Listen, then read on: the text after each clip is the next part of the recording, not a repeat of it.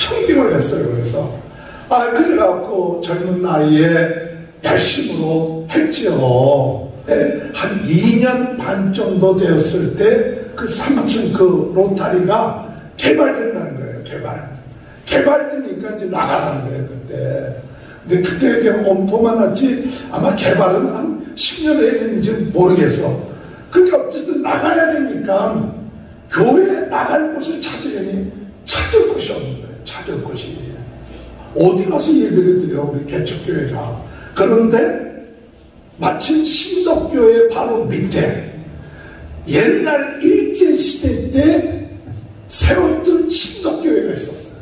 그러니까 지금 신덕교회가 그때 당시는 5층짜리 신덕교회였는데 크죠. 그때 당시도 아주 빨간 벽돌 이렇게 타일로 붙여갖고 했는데 거기서 100m뿐이 안 되는 곳에 2층짜리 일제시대 때 우리 성결교회 아주 유명한 목사님은 김유현 목사님. 그러니까 이분이 아주 대단하신 분이에요. 그분이 세웠던 거예요. 건축을 해갖고. 그런데 이게 뭔가 중간에 잘못돼갖고 반은 신덕교회 소유가 되고 반은 어떤 장로님 소유가 된 거예요. 이 등기상에. 이게 등기가 신덕교회하고 그 장로님으로 됐는데 그 장로님은 신덕교회 안 나와. 옛날에 다니셨는데 딴 데를 다니고 있는 거예요. 그러니까 좀 교회하고의 그런 어떤 갈등이 있었어요. 그러니까 그 건물이 팔리지가 않는 거예요. 왜냐면 한쪽에서 오케이 하면 한쪽에서 반대하면 두 쪽이 다 허락이 되어야 그 건물이 사용될 수 있는데 안 되는 거예요. 그러니까 제가 보기에는 10여 년 이상 그 건물이 그냥 폐허처럼 되어 있었어요. 아무도 쓰지 못하고. 그전에는 뭐 유치원도 쓰고 그러는데. 그런데 우리가 그때 하나님의 감동을 주셔서 감동을 주셔갖고 저 비어있는 저 건물이 있는데 하나님 저 건물을 주시옵소서 그랬어요. 그래갖고 장로님을 찾아가니까 얼마 정도 한 5천만 원인가 뭐 이래. 근데 우리 개척교회 그때 당시 교인들 가운데는 많은 분들이 다 어려웠어요. 저기 공동시장에서 또 이 장사도 하시고 또 우리 좀 그 자판 놓고 땅도 팔기도 하고 또 여기 좀 또 어려운 분들 굉장히 어려운 분들이 많은데 그때 당시 5천만 원 정도를 마련한다는 것은 쉬운 일이 아니었어요. 그런데 뭐 5천만 원이 문제가 아니라 신덕교회에서 허락해야지.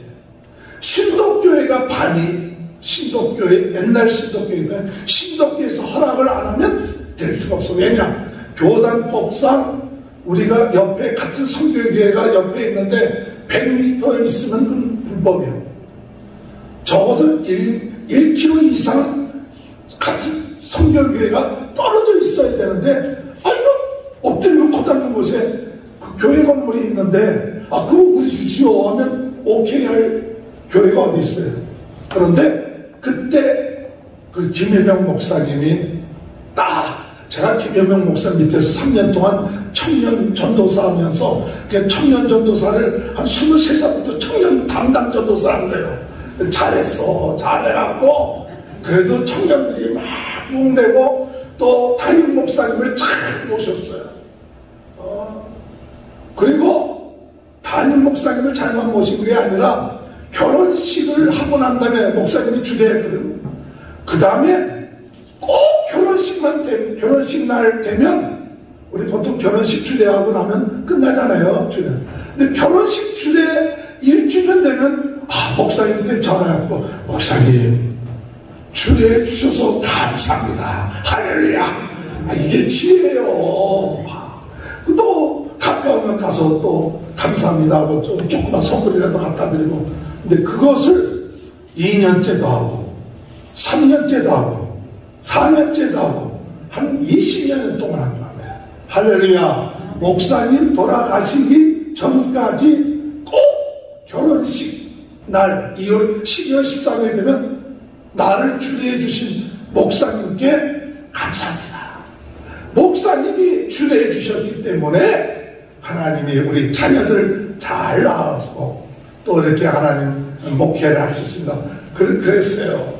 그랬더니 이제 그렇게 해온 거야. 그러니까 사람이라는 게 그 목사님 밑에서 전도사로 한 3년 했는데 필요한 거예요.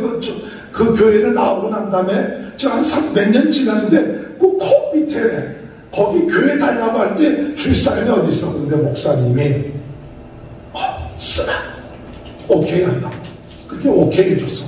그런데 이 장로님한테는 5천만 원 정도 되는 걸 우리가 헌금으로 내야 돼요. 그 값을 지불해야 돼요.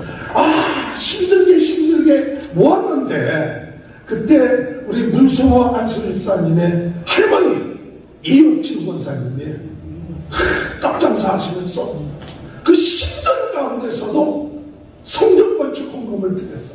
근데 생각하지 못했던 참 그 값진 또 그런 헌금을 드렸어. 근데 사람들이 마음이 다 감동을 됐어. 아니 어떻게 저렇게 떡장사하면서 하는데 저런 헌금을 하는가? 그 사람들이 마음이 감동들이 되면서 이 사람 저 사람들이 다 어려운 가운데 있었지만 다 자기 힘든 가운데서도 헌금들 하기 시작하고 그래도 1,000만 원 정도가 모자랐어. 다 모았는데 대단하죠. 그때 당시에 4천만 원 정도가 이렇게 1,000만 원이 이제 더 나올 데가 없는 거예요. 더 나올 데가 없어.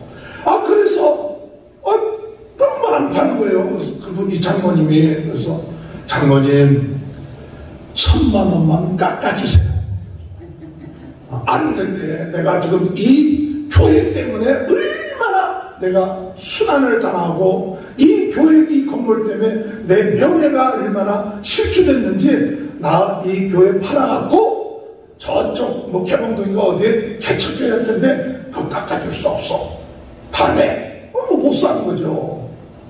그런데 하나님이 지혜를 주셨어요. 어떤 지혜를 주셨냐? 장로님 이 건물 때문에 장로님의 명예가 때로는 참 여러 가지 이제 교회하고의 갈등이 있었므로 인해서 온 게 있을 거 아니에요. 그런 것이 있지만 장로님 이거 팔고 딴 데 가는 것도 중요하지만 그래도 이 교회를 우리들한테 팔 때 다 팔았다 하면 무슨 자랑거리가 있겠어요. 장로님 우리 대교교회를 세워나가는데 이 교회를 세운다는 것은 큰 의미가 있으니 장로님 1,000만 원 헌금해 주십시오. 할렐루야. 깎아다는데 안 깎아주니까 제가 1,000만 원 헌금해달라고 그랬어요. 그랬더니 장로님이 감동이 됐나봐. 1,000만 원 헌금하기로 약속했어요. 할렐루야. 그래갖고요 그 건물을 산 거예요.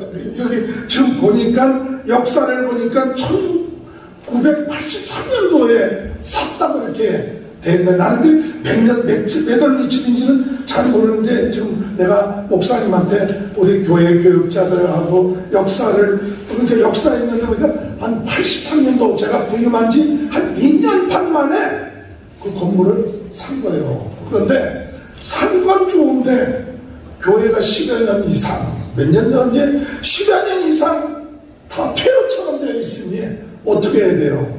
산 것만이 중요한 게 아니잖아요.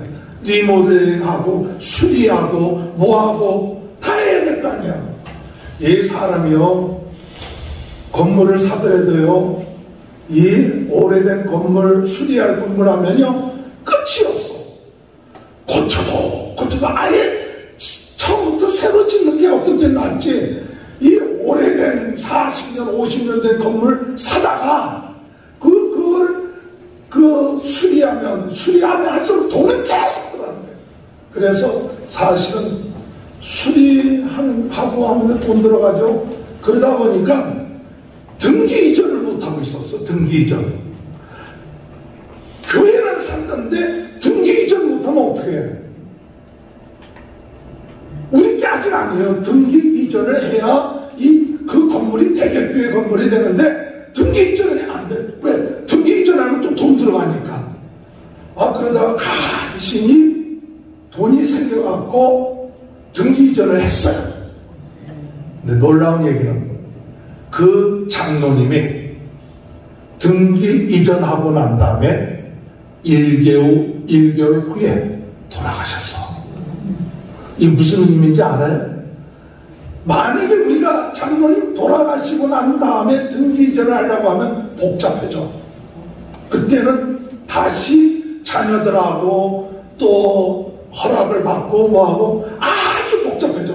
그런데 하나님이 등기 이전 하자마자 한 1개월 후에, 그러니까 돌아가시기 전 1개월 전에 등기 이전하겠구나 해서 우리 대교회 건물이 된 거예요. 할렐루야! 야, 이게 기적이요.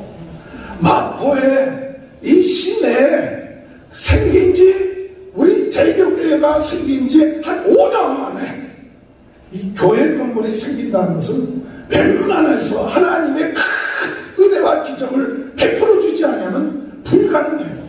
그때도 그렇고 지금도 그렇지만. 그런데 하나님이 우리 대교회를 사랑하신 거예요. 할렐루야!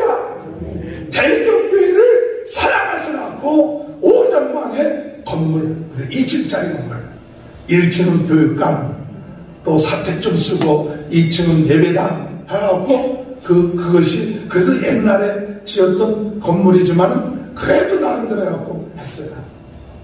하나님께 영광을 돌립니다. 아멘. 오늘 여러분, 우리 대교교회는 이렇게 하나님이 은혜를 베풀어 주시고 역사해 주신 그런 교회인 줄 믿으시기 바랍니다.